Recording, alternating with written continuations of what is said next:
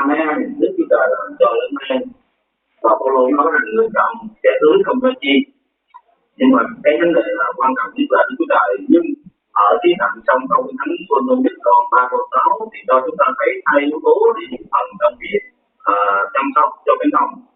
Đó là người chồng và người tưới tập trung với nhau để cho Đức Chúa Trời sử dụng thì làm cho lớn lên. Trên giai đoạn người chồng có quan trọng nhưng mà đó, và giai đoạn người tưới thì sao? Đó, nếu mà trồng mà không chăm sóc thì cái cây nó cũng sẽ không lớn lên được. Mà không có trồng thì dĩ nhiên là cái người chăm sóc không có cái để chăm sóc rồi đúng cái gì. Cho nên giai đoạn trồng và giai đoạn chăm sóc vô cùng quan trọng. Vì nó dưỡng phần cho cái việc kết quả của cái cây hoặc là cái hạt lúa nó thu nhiều hay là thu ít. Nên rất là việc đó.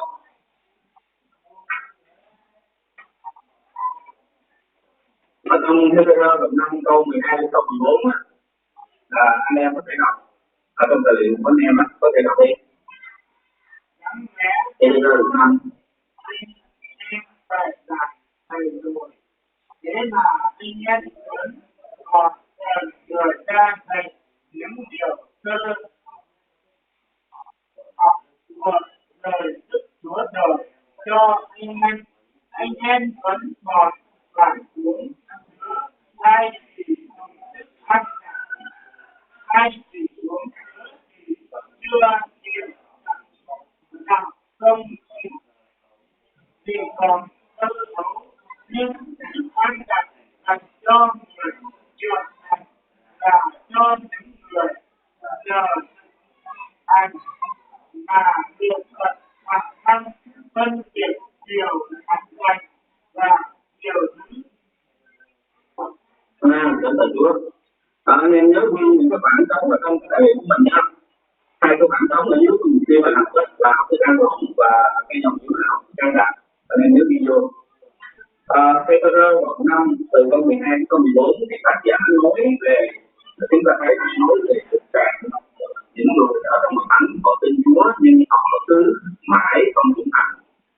Mà chúng ta biết rằng cái người trưởng thành và cái con trẻ nó không phải là vấn đề tuổi tác, nhưng mà đây là vấn đề thông minh nên nó không phải là vấn đề tuổi tác, vì cái thời gian tin Chúa lâu hơn ngang bao. Nhưng mà cái sự phân biệt giữa con trẻ và trưởng thành nó là ở cái sự mà trưởng thành trong Chúa. Người chưa trưởng thành tức là cái người cứ để cho người khác chăm sóc rồi ăn thức ăn lỏng, hoặc là khi mà nói về ăn thức ăn lỏng thì chúng ta nghĩ tên kinh nghiệm như thế nào? Mỗi ngày quý vị tới hội thánh, mỗi chủ nhật quý vị tới hội thánh nghe một sư giảng dạy, thì một sư là cái người khi mà một sư giảng dạy lời Chúa thì ông là cái người giống như là nhai cơm rồi. Ông phải nghiên cứu lời Chúa, ông phải tìm kiếm những điều mà Chúa thành đó, nghiên cứu để bắt đầu ông viết ra, rồi khi đến hội thánh thì ông bắt đầu diễn tải đến hội thánh. Nó giống như một cái người trẻ mà chăm sóc làm con vậy đó. Đầu tiên là nhai cơm, bớt cơm, nhai thức ăn diễn, sau đó mới bớt cho con. Cho nên cái việc mà quý vị nghe một người khác có thể cái thánh chia sẻ kinh thánh của mình đó, nó chỉ là ở cái vấn đề là quý vị người ta làm cảnh quý vị chỉ ăn lạnh thì thôi, giống như là cứ thế con. Mà người như vậy, người là trẻ con cũng không thể nào hiểu một cái sâu sắc về Chúa, có một sự cống hiến cho Chúa được. Mà Chúa đã hỏi trong cái câu Hebrew 12 đến 15 này, 14 này, chúng ta thấy rằng lời Chúa đã hỏi là mỗi người phải lớn lên trưởng thành, tức là tự mình phải ăn thức ăn lành. Thức ăn lành đó là tự mình đọc kinh thánh, tự mình nghiên cứu tin Chúa, bài vở cho mình và mình tìm mọi cái phương cách mình có thể học huấn luyện để mà mình nghiên cứu mà lời Chúa dạy cho chúng ta mình. Chứ mình hiểu lời Chúa dạy cho mình áp dụng rồi thì mình để dạy là cái người khác, đó là cái người trưởng thành.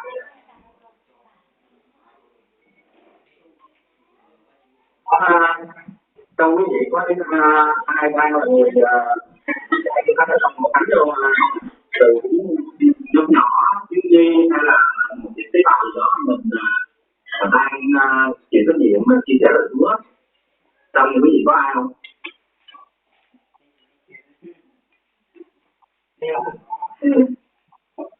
Nhưng mà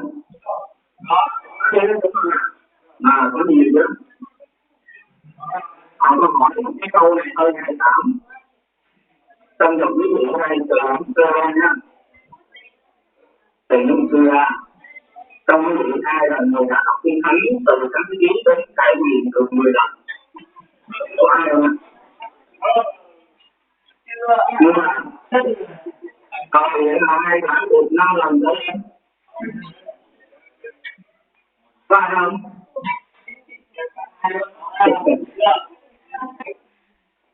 Rồi hai lần nữa em. Có bao nhiêu người đã đọc kinh thánh 2 lần nữa em? Một lần thì sao? Rồi, được chưa? Bây giờ từ nay chúng ta mới cố gắng để mình đạt tiêu chuẩn. Như cô khi hiểu là trước khi tin Chúa cũng phải tôi đã học một lần. Và khi cũng từ 4 năm học ở trường đại học á, là mỗi năm tôi phải đọc 3 lần. Tức là một năm đọc 3 lần từ Thánh Ký với Đại Quyền. Trong vòng 4 năm là học 12 lần. Từ khi bắt đầu là tôi bước chân làm Chúa đến bây giờ, kể cả tới bây giờ thì cứ mỗi năm tôi học cố gắng ngoài cái thời gian nghiên cứu các sách ra, các thời gian ra thì dành thời gian học từ Thánh Ký tới Đại Quyền. Một chồng với một năm tôi phải đọc một lần vậy. Bởi vì tôi nhớ được kém lắm, cho nên là cần phải đọc nhiều, đọc mới nhớ được, không đọc không nhớ được. Chúng ta quay trở lại này học cho tôi rơi vào năm 12 đến 14. Chúng có nhắc nhở chúng ta cáo trạng chúng ta về cái chuyện chúng ta không có lớn lên, không có trưởng thành trong việc kiểm định chọn người khác, chọn và giảm nghiên cứu rồi cho chúng ta thì cái đó là gọi là ăn lỏng rồi đó. Nhưng mà cái vấn đề là có một người đầu tiên nghiên cứu thì họ cũng phải được ăn lỏng, tức là phải được giảm tải, phải thực hiện cái điều mà chúng tôi hỏi nó con nghe. Chúng ta nhớ rằng các mạng lệnh ở trong nguyên tắc Kitô giáo khi xây dựng mặt thánh thì nguyên tắc thứ 6 nguyên tắc Kitô giáo trong pháp trọng tâm của một hội thánh mới sẽ luôn luôn là giúp người khác đạt niềm tin vào tâm linh và tăng trưởng thành người theo lý. Cái việc mà gieo gọi là chọn cái tiếp cận trọng bán rồi theo nó nằm ở cái vấn đề là giúp người ta để còn tâm linh, nhưng mà khiến cho người ta tăng trưởng đó là cái vấn đề tăng học. Cho nên trong nguyên tắc Kitô giáo thì cái việc tăng học là một yếu tố không bằng Chúa, cũng như trong Ma-thơ đoạn 28 câu 19-20 đó, thì cái việc là dạy họ giữ mọi điều thì đây bây giờ đang cái bước để phát này ta đang giúp cho họ dạy họ để giữ tất cả mọi điều. Trong và theo đó thì có phải lệnh mà hội thánh đặt phải dạy cho cái người ta nổi ở trong công vụ đoạn 2 câu 38 đến câu 47.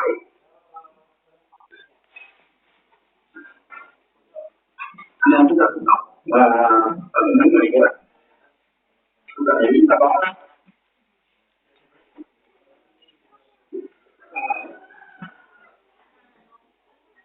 Chúng ta đọc đi.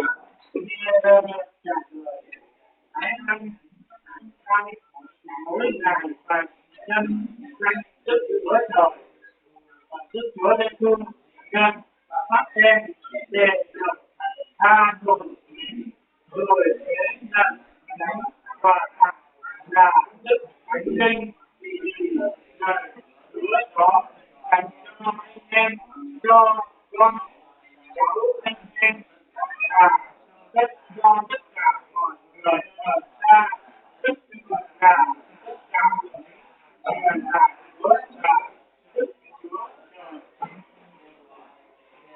ta sẽ yêu cầu chúng ta là thấy nhiều người và chính là sức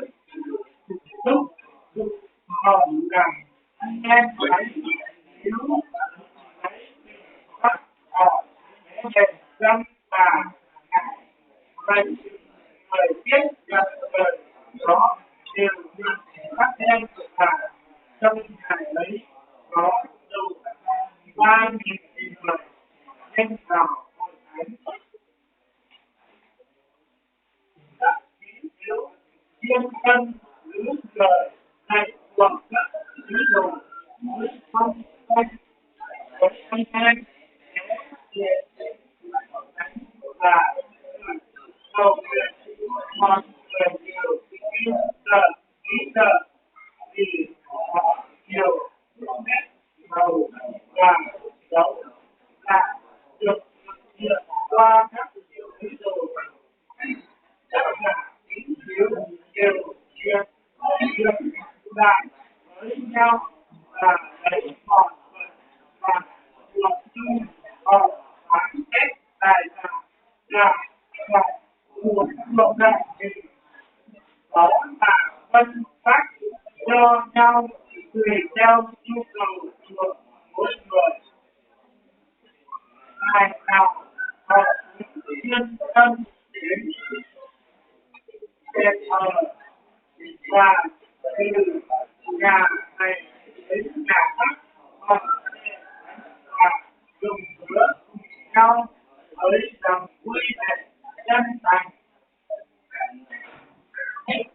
ca ngợi Chúa Trời và được ơn tất cả mọi người ca ngợi Chúa Trời và ơn trước tất cả mọi người của Ngài trên số người được cứu vào hội thánh. Nghe không? Chúng ta trong tâm nội cái này những anh em có được ha. Bây giờ chúng ta sẽ nghiên cứu có những điều mà đây là phong độ nêu vào về cái ngày mà những ngày đầu của cái thánh nữa. Thì những người tin Chúa đó họ sẽ cần phải làm cái áo ở trong câu 38 thì chúng ta thấy Phaolô nói gì nào nói mọi người phải như thế nào, mọi người sao ăn đủ rồi chúng ta đặt cái từ ăn ăn rồi phải ăn ăn và nhân dân của tôi là một tên đúng không thì họ ăn ăn rồi câu tiếp theo là bắt em theo cái yêu cầu của Phaolô khi mà ông kêu gọi ăn ăn và bắt em rồi thì vậy nên người đó tiếp nhận thì chẳng bắt em rất là khó chúng ta gặp cái từ bắt em nữa.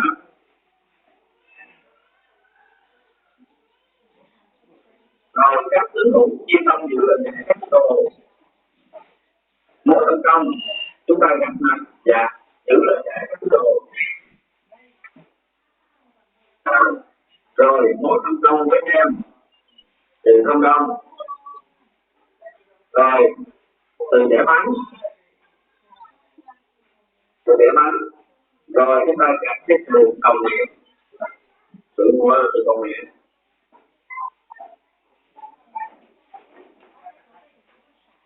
rồi chúng ta gặp cái từ lấy ngôi vật làm của chung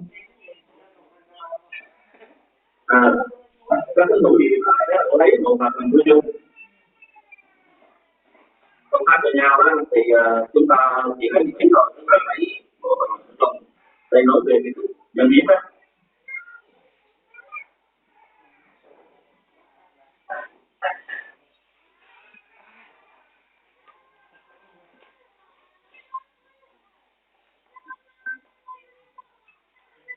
Rồi chúng ta gặp thêm tự thêm số người cứu vào thánh thêm số người cứu vào thánh rồi bây giờ chúng ta sẽ nghiên cứu về từng phần các bạn mà